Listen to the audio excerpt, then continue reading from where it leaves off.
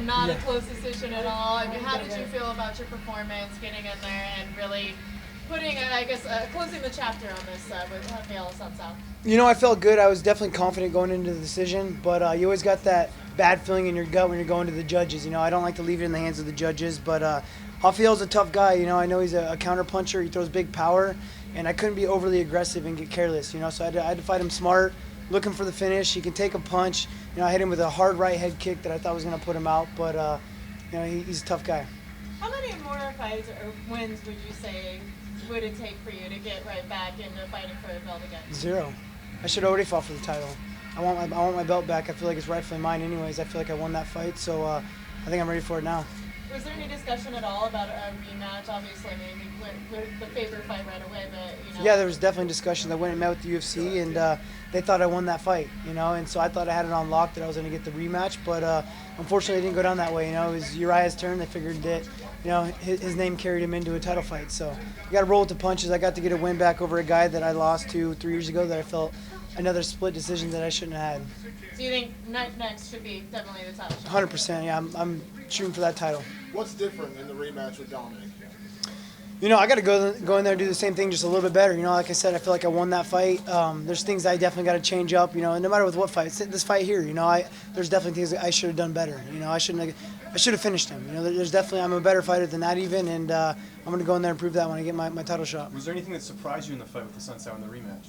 No, it's kind of expected. You know, he threw some kicks, some good kicks, some good spinning heel kicks and stuff. They were pretty fast, but we trained for all that. You know, I trained to counter his kicks and knew he's a counter fighter. I had to stay outside of his power and touch him up a little bit. You know, not go in there for the big punch. I know it was a little while ago, but what does it feel like to get revenge? It feels really good, man. It feels real good to get that win back that you felt you already had and kind of got robbed of. You know, so I'm going to continue to get them all back.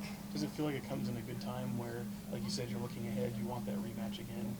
Yeah, I mean, I'm looking ahead now. I mean, I definitely wanted to during camp, but it was hard. You know, I had to make sure to focus on Raphael. You know, I wanted to think about fighting for that title, but I had to make sure to take one step at a time, really focus on Raphael, because if I looked past him, you know, I would have lost this fight. Being a Sacramento guy, they're opening a brand new arena in October. Is that something you'd like to help christen right there? That'd be awesome, man. I mean, absolutely. I mean, it's very close to home. You know, Angels Camp's about an hour and a half from Sacramento, where I grew up, and so my whole hometown would be there. So it'd be awesome, yeah. It seems like if Dominic defends his title next, they'll be on that UFC Vancouver card. That's kind of, you know, they wanted to add a, you know, championship. His fight. next title fight's gonna be in Vancouver, you think?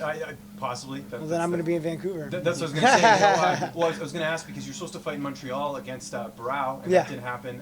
Is fighting in Canada something you're pretty excited about? I fought in Montreal also against Issy Tamura when George St. Pierre fought Nick Diaz. So it's they're huge. I mean, they're huge fans up there. Canadians, they love their MMA, and you know, I get recognized more in Canada than anywhere else almost. So. Have you ever been to Vancouver before? I've never been to Vancouver, no. Awesome. TJ, can you talk about the evolution of your striking? I mean, you know, you gave so many different looks tonight, some different feints, and you had some like hand gestures, and you was giving different levels for the eyes. Was this all part of the plan and just part of the evolution of your striking? I guess I didn't even know I was doing it. I guess a couple people afterwards told me I was moving my hands around all crazy, and everyone loved it. But I was just kind of getting him to watch the hands, I guess, and kind of getting him to react off it, kind of seeing his reactions off of my feints and seeing what he plans on doing. And you did have a little bit less footwork. You were planning a little bit more. Was that part of the plan? It's hard to move a ton against him because he's so flat-footed and he wants me to come in hard, you know. So I had to stay at a distance that was safe as well as technical. You know, I wanted to, like I said, pull outside of his power. If I move too much, it's going to be kind of gone, you know. So I wanted to be close enough that I can get out away from his power and then return back on my punches. And how much do you feel like your striking has evolved? Because, and do you feel like you've peaked yet? Because you've learned so much from Dwayne. It seems like every fight you're giving us something a little bit different. Oh, Dwayne's always coming up with new stuff, you know. So I have so much more to grow. I mean, I don't think I'm ever going to peak. You know, I mean, at least that's my plan. I don't want to ever peak because I want to continue to grow as a fighter. I've been traveling the world, learning from new people as well. I went up to TriStar a little bit and went up there to learn from Faraz and George St. Pierre and all the guys up there. Muscle Farm's done everything they possibly can for us to have an awesome camp there. You know, I got Leister Bowling as my wrestling coach, Elliot Marshall's my jiu-jitsu coach. You know, and I'm growing in all aspects, not just my striking. I got to get better everywhere. You know. Is there plans to go back to TriStar, you know, for your next fight? Yeah, I'd love to keep. I want to travel to all the great minds of MMA and continue to learn. You know, I mean, that's what's not going to hold you back. You know, you got to continue to learn new things. What's something that training at TriStar helped you in this fight in particular, if you could point to one thing? You know, just new looks with guys my size, and then also, you know, Faraz kind of helping with the mental aspect of things, and just kind of seeing some of the best in the world how they work out as well. You know, I mean, you got to take a little bit from everywhere you go. I mean, everyone's got something to teach. I don't care if you're from the bottom of the totem pole to the top, you know? Was he much different this time fighting him? I don't know. I mean, he did what I expected, I guess. You know, I mean, he was fast and powerful and had some good takedown defense, you know, but kind of what I expected. To pitch that shutout, did that go about as expected? The shutout? Yeah. Yeah, I mean, I was hoping to knock him out. But, yeah, I mean, I knew that I could win every round, absolutely. When you threw that right, you got him the first time, the second one dropped him. Mm-hmm. Did you think that first one was going to get him too, and what was different in that second one where he went down? Just the timing. You know, I kind of seen him winding up for his kicks, and the plan was to counter some kicks. He kind of loads up for big power kicks, and I was just kind of in the right place at the right time. Dominic's working tonight. Yeah. Fox does. So send him a message. You know, he's listening right now. What's the message you send to Dominic Cruz? I've already been saying, man, I'm coming back for what's rightfully mine. You know, he knows I won that fight. I won that fight. You know, it's funny. After my fight, I went and watched the BJPin.com, like behind the scenes, like the cornerman. You know, going in. After the fourth round, going into the fifth, his cornermen are telling him that I won the fight. He has to finish me, you know. And after the fight, he tells me, "Hey, man, I didn't do too bad," you know. Like, and his coaches are telling my coaches that I won that fight. So they all know that I won the fight, but they want to act like they're all champs afterwards, you know. But just don't run too much, dude. And I'm coming for you. TJ, this is probably going to be the last time that we'll see you on an undercard. What was it like in the preparation where not all the focus was on you in the main event? You got to focus more so just towards the actual fight. Was this a drastic change for you? It was nice, man. I mean, the last 4 fights have been title fights, and they've all been a lot of tension and a lot of drama. And so it's kind of nice to be able to just focus on my opponent and focus on myself getting better and get back to the sport that I love, you know, rather than talking all the crap and having to sell it. You know, it's more of just the true martial artist and loving the sport. You mentioned Muscle Farm a little while ago. Yeah. And how they've been helping you.